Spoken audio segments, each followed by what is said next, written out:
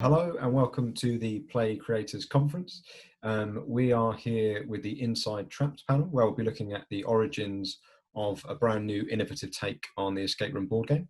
I'm joined by Barry Hughes, MD at Golden Bear, David, hello Barry, David Snow, owner at the Fantastic Factory.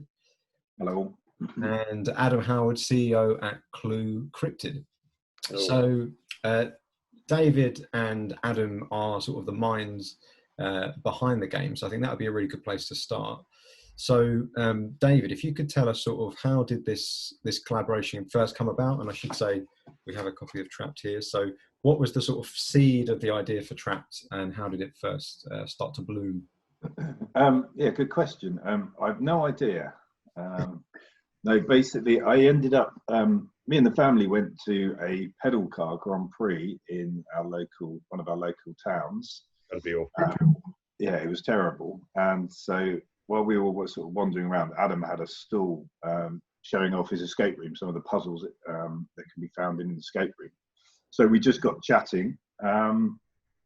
And prior to that, Steve and I had been talking about escape room games because they've grown so big. And I'd seen things like Exit, Identity Games, the escape room game.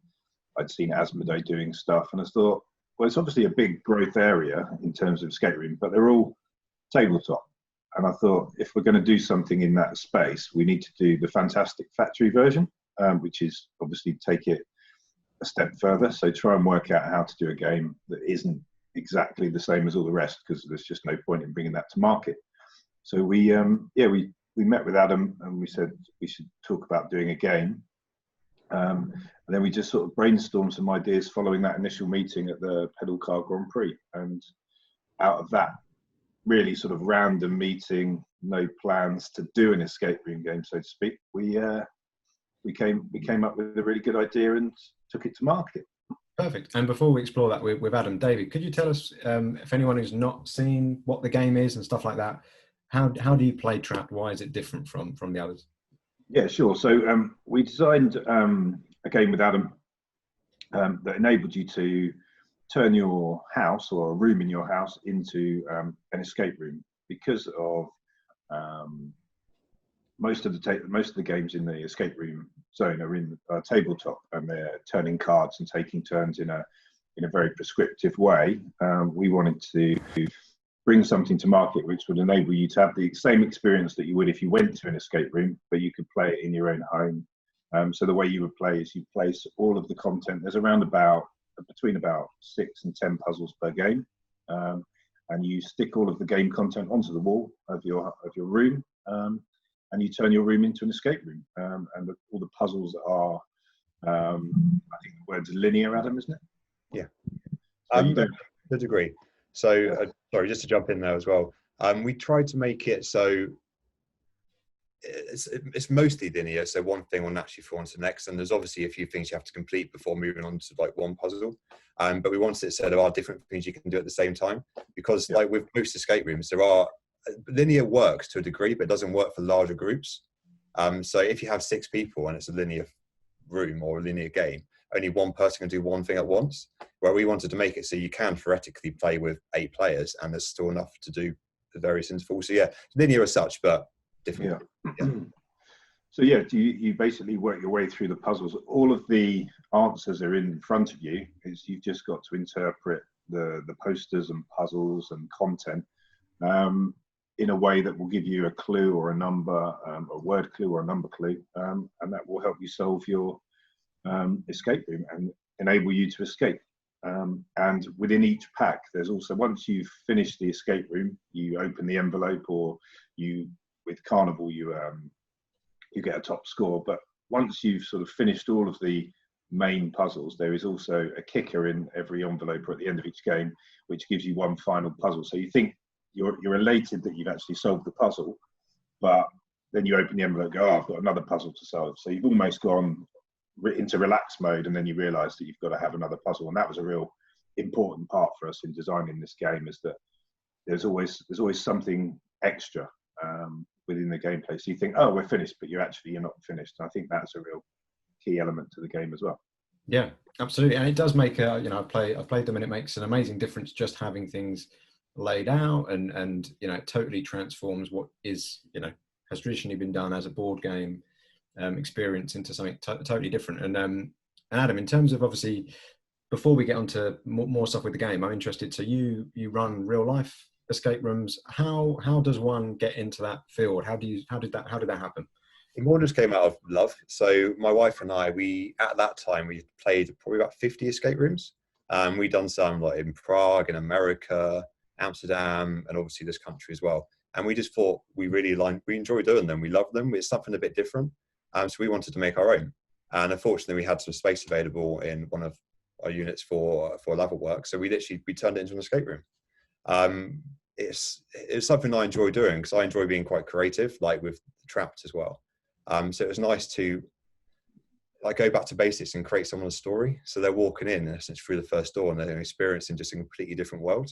And it was amazing to do from start to finish. And the game, which is behind this wall actually, so the game which we have there is completely different to how it started as well.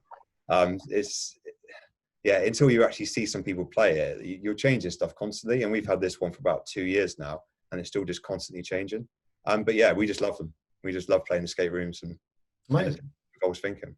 And how in terms of your process when you're coming up with stuff like this, is it a case of you pick a theme and then you're trying to find puzzles that neatly fit into that theme, or is it where you create puzzles and then you try and work a way that it makes sense in the scenario you're doing? How do you? Definitely the first option. So with all of there's a difference between some good puzzles and bad puzzles, and I think the bad puzzles are one which don't fit into the theme. So you could have a theme which is on a laboratory, for example, and then you could have a random Sudoku in there. So it doesn't fit to the laboratory, and it's not something you would naturally find in there. But we wanted, in my escape room and with Trapped as well, every single puzzle to be relevant to the theme. So rather than having a Sudoku, for example, you'd have test subjects info clipboard where there's information about patients which have previously been in the clipboard. You'd have syringes where there's things you need to imply from the quantities of liquid in syringes. We can't just put random objects and random puzzles because it just looks completely out of place. Everything has to be relevant, and that's what we tried to do with Trapped as well. So we picked a storyline. We've got a carnival, for example, and every single puzzle was relevant to a carnival. If you were to go to a carnival, you would see every single object we have at that place. So nice. And was there anything in terms of when you're working with the Fantastic Factory on the game, is there anything that was quite tricky in terms of, is there anything about the real life escape room experience that you had to sort of navigate your way around to make it work in what is a sort of board game version of this that hasn't been seen before? Absolutely. That was probably our biggest challenge. When in a real escape room, you know when you're right because a lock undoes itself. So if you put the wrong code into a lock, it's not going to work, and you're going to realize very quickly that's not the right answer because you didn't get the outcome you were expecting. The issue was going for paper, because without telling someone the answer, we can't in essence tell them whether they're right or wrong, because they might get the answer 1, 2, 3, 5. They then look at the answer sheet and it says it's 1, 2, 3, 4. But then they know the correct answer is 1, 2, 3, 4. So we've ruined the puzzle for them. So we've had to find ways to validate, in essence, that's probably the best way of explaining that, validate the player's answers and tell them whether it's right or wrong without actually telling them the correct answer if they were wrong in the first place. And that was very challenging at first because it's just paper at the end of the day. And it's very much, if we could have locks, we could have anything. So we can press a series of buttons and this magic door comes flying open. That would be ideal. But yeah, we just have paper to do that with. And we found some very innovative solutions, and it works really well. And we think as well with Trapped, we've tried to include a different way in every single game. So if someone plays the first game, for example, they're not going to have an advantage doing the second one as such because they validated their answers in a completely different way. So they might understand how it works to a degree, but then again, there's going to be the new surprises of this, and this, which they haven't seen in the previous games. Yeah, absolutely. And David, just one more on the development process. Obviously, you're used to playtesting games and working out the kinks and stuff that way.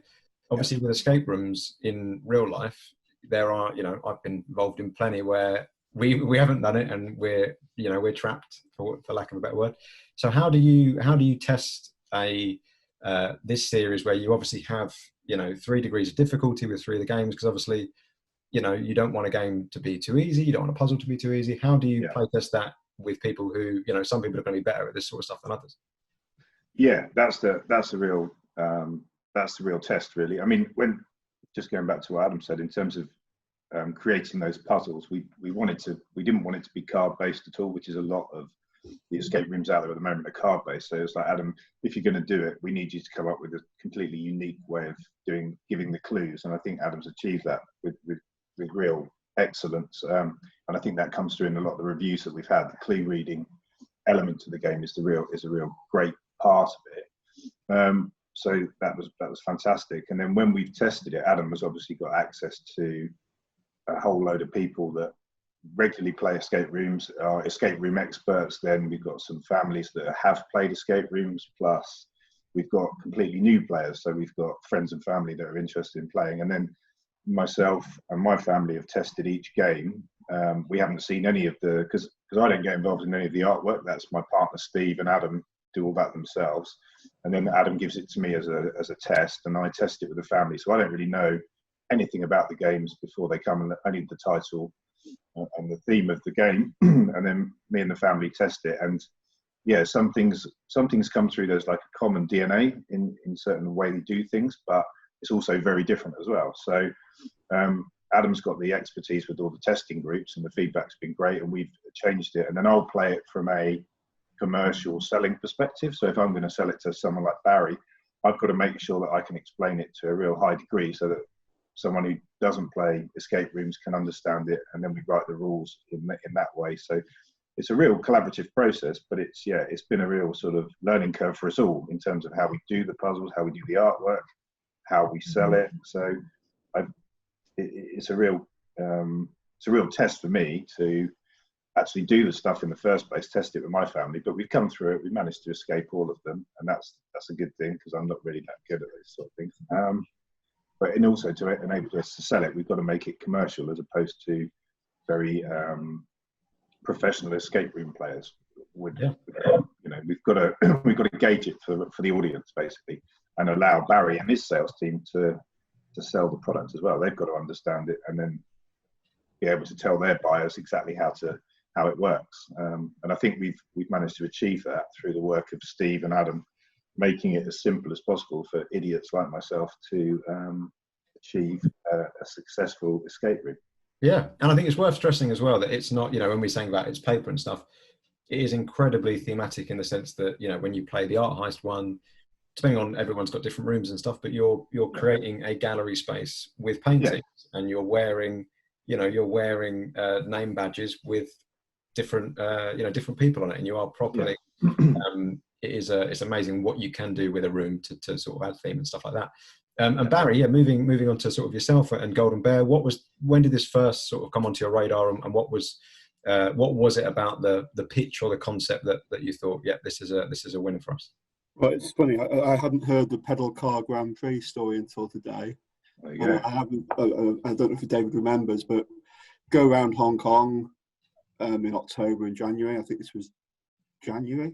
Yeah, it was, yeah. And we have a busier schedule, half hour appointments, an hour if you're lucky, back to back for the best part of 2 weeks.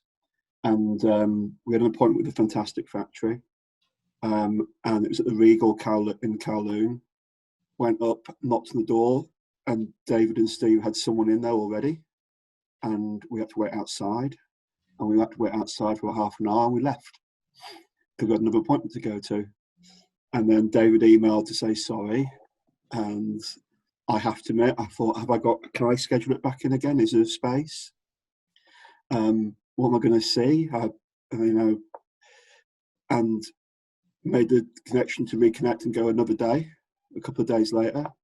And no preconceptions. We look for unique selling points. We don't distribute a whole lot of products.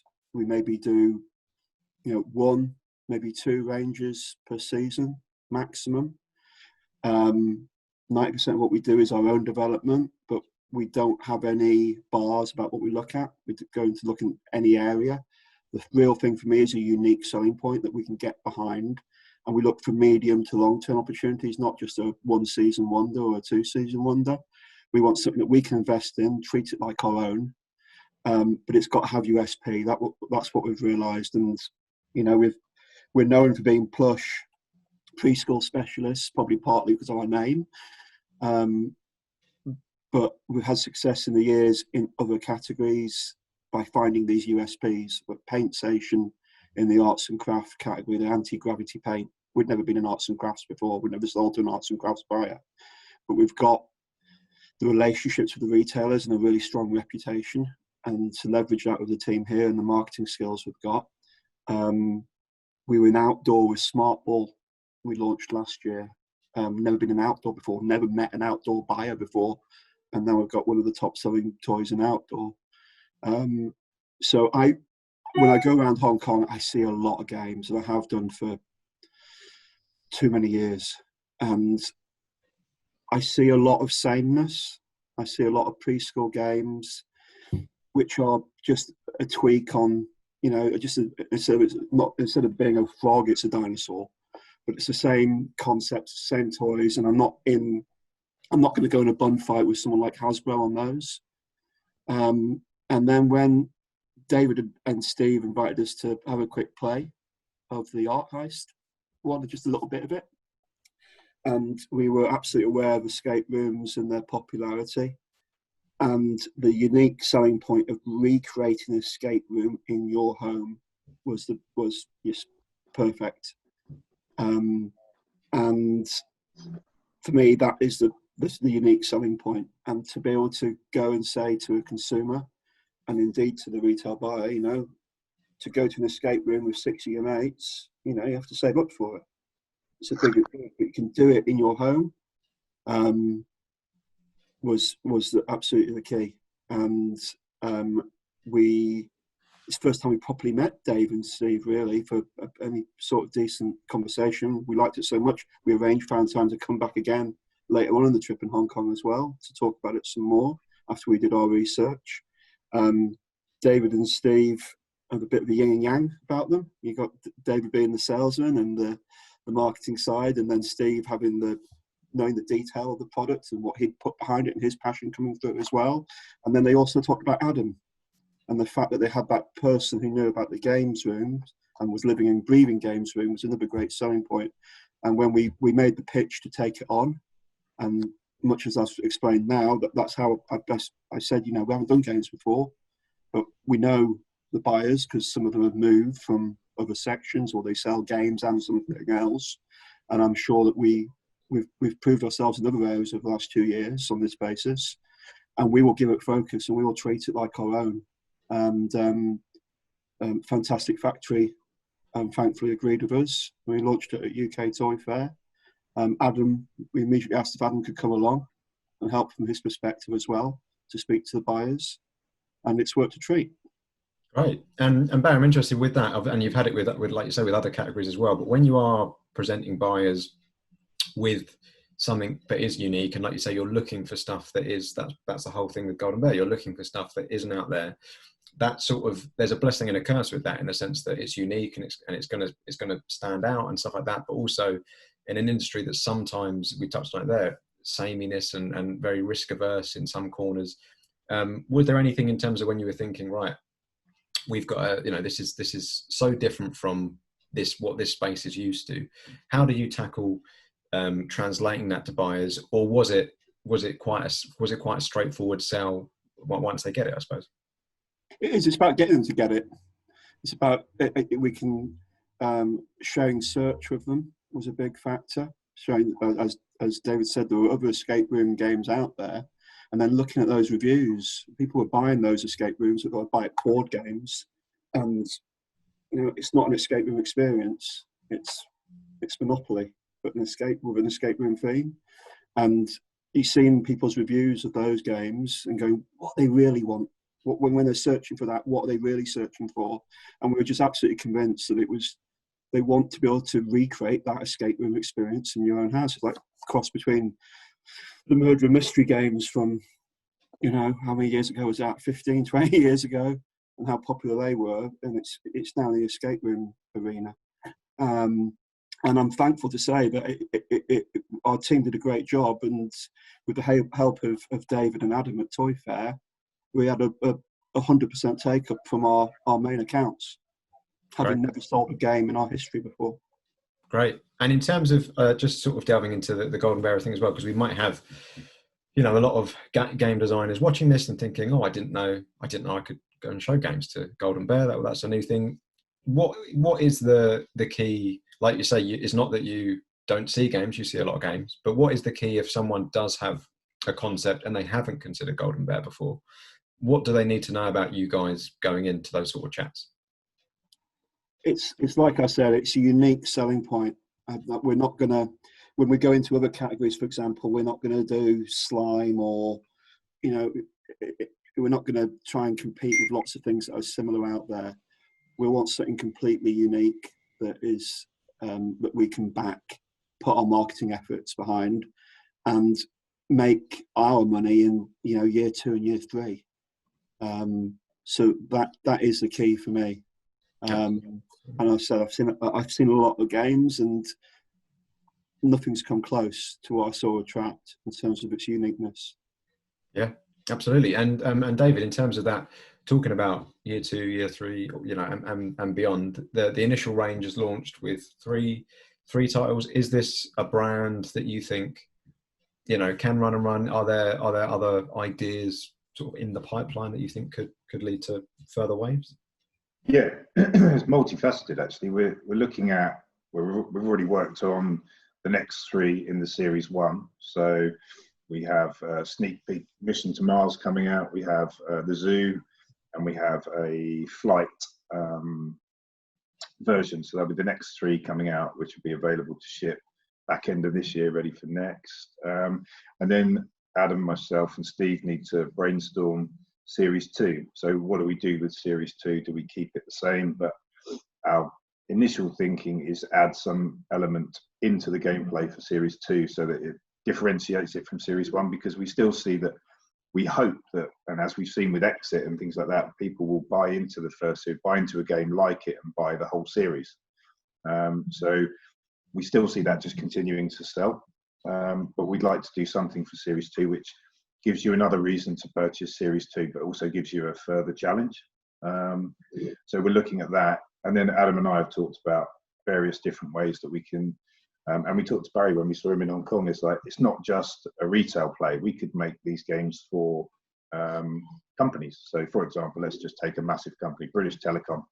We could do a British Telecom version of Trapped, or we could do a BMW version of Trapped, and they could be given away or given to staff and used as almost like thought starters, or group challenges in the office, just to build up that camaraderie. That I know that a lot of businesses do that sort of thing. We could also develop this for school programs as well. And Adam's very connected to education. His wife is a teacher.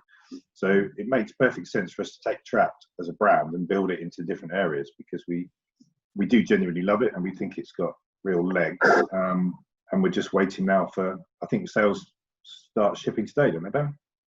Yeah, absolutely. We're getting good pre-sales already, so it's looking very promising. Great. And Barry, on that sort of just expanding that, you're mentioning about brands there, and Golden Bear has a rich history of creating really, really great licensed product, across various categories. Without saying anything that maybe you can't. Do you think that Trapped as a brand, as a concept, we speak to a lot of brand owners that say, it's difficult to translate their brand into certain categories because you really have to live and breathe the brand, and some brands don't suit that sort of, well, just sort of slap the artwork on a game and things like that. Do you think Trapped could have a life with properties, with licenses that want to turn their brands into escape rooms? Certainly, and we've already talked to David about that as well. And I think that's certainly an area we're looking at and seeing which ones fit. I think we'll be very careful which ones you choose. We've had various licensors contact us already. But it's got to be one that fits, one that works, one that David and Steve and Adam can get the juices flowing with them as well. So yeah, there's definitely opportunities there, and we're doing research at the moment to see where that crossover is between escape rooms and the popularity of certain licenses. Great. And Adam, obviously at the moment with the pandemic and things like that, the real life sort of escape room business, I imagine, is sort of on hold. But in terms of, and obviously, this wasn't planned, and if it was, that's an incredibly dark thing to do, David, to get some exposure for the game. How have you seen the correlation between obviously people not being able to do escape rooms? Surely one of the sort of maybe silver linings or a sort of strange perk of this is that actually Trapped, for people that are missing that real life escape room experience, Trapped has come about at just the right time. Has absolutely. There's been, as soon as lockdown started, there's been a new era in essence rise, and that's a lot more print and play games.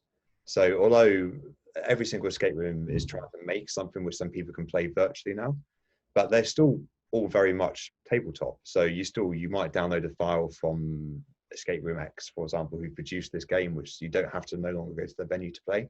But it's still done very much at a table.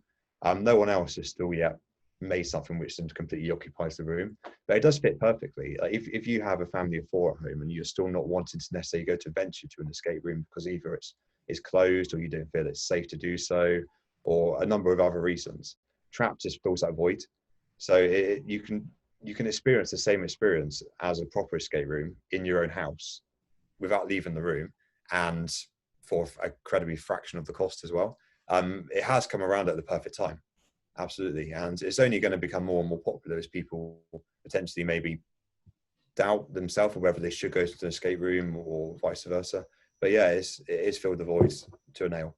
Yeah. And Adam, it's interesting because when we spoke about this, at other places, it's interesting that the escape room games that have already come out, when board game companies have tackled that, they very much looked at the escape room experience and said, well, let's turn that into cards and let's turn that into a very 2D experience. Do you think, as someone that knows probably better than anyone why people go to escape rooms and what people like about escape rooms, how much of that is in that sort of theme and a 3D experience? And because to some people it might be a strange place for these companies that have done this straight off the bat. It's a strange place to go. Let's take the escape room experience, it's the puzzles, and make it 2D. No, absolutely. And if I was to think of one thing about an escape room, it would be movement. So you go into an escape room, the last thing you do, you don't sit down in the corner and just watch everything happen around you. You're moving around. You probably do a couple of thousand steps in an escape room over an hour because you're going from one place into another, then taking something over there to over there. So it does seem bizarre that all the other escape room board games on the market they've removed that principle. They've just very much taken, here's all the items, now sit down. And the best analogy I've had is all of the ones that currently, they're a lot closer to escape rooms, where we want to be on the other side. We want to be a lot closer to an actual physical, the other ones are a lot closer to board games, where we want to be on the other side and be a lot closer to an escape room. And I think just by adding that movement aspect in, we have accomplished that perfectly. That was the first thing we discussed when we sat down and talked about an idea for for an escape room game. It was very much, what is an escape room to Adam, what is an escape room to me, to Steve, etc. And it was about the last thing you do in the escape room is sit down. You don't. I've never sat down in the escape room unless you're told to sit down because it's part of the play. But we were like, well, the authentic part of making this, making Trapped, was all about movement and moving around and doing things you would normally do as you would in an escape room. So it's very authentic, and that was really the key to this whole process. It had to be about movement, and then we developed a product or developed ideas around that movement. Yeah, absolutely. And is it, Adam, you mentioned about traveling around and doing, having engaged in escape rooms all over the world.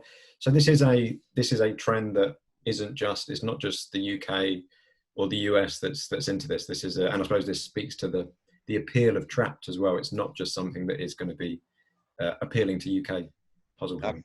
Absolutely. It's completely worldwide. And just taking the UK as an example, where I am now, I can probably drive to about 20 different rooms within half an hour.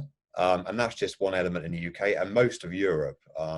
Russia's very popular. There's loads in America, Australia, New Zealand. They're literally everywhere. It's not something which is limited by geography at all. And like with our game as well, you're no longer limited to actually physically having to go to a room. Someone in New Zealand can quite easily buy our game and they can play it. And yeah, they're completely worldwide, everywhere. Absolutely. And I suppose before we let you all go, Barry, where, if anyone is interested in checking out Trapped, where can people get their hands on it? Well, certainly Amazon, Argos, Sainsbury's, Wicked Uncle, Shop Direct.